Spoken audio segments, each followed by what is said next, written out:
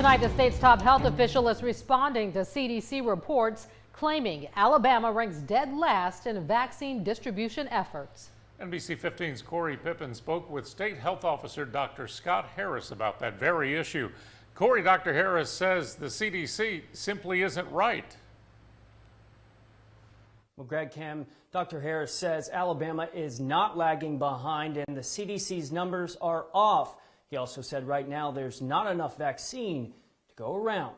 Tonight, COVID-19 rates are threatening to overwhelm local hospitals. And while the effort to vaccinate Alabamians continues, the CDC says the state has only administered around 100,000 doses out of more than 444,000 doses distributed, ranking it last in the country. But state health officials dispute those numbers. We're at least 160,000 doses.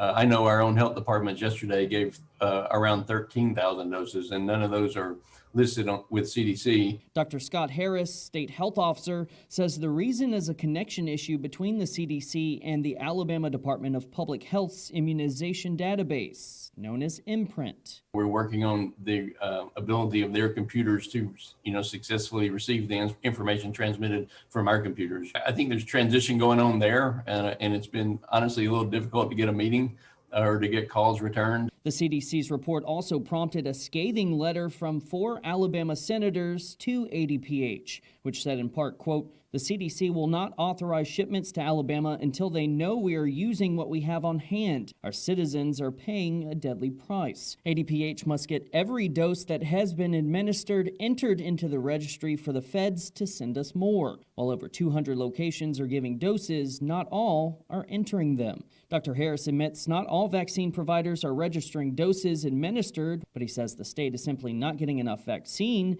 to treat those most at risk. Our state gets its amount of vaccine based on our population. So we are trying to get the vaccine out as quickly as we possibly can. And we're only getting 50,000 or perhaps sometimes 60,000 doses per week into the state.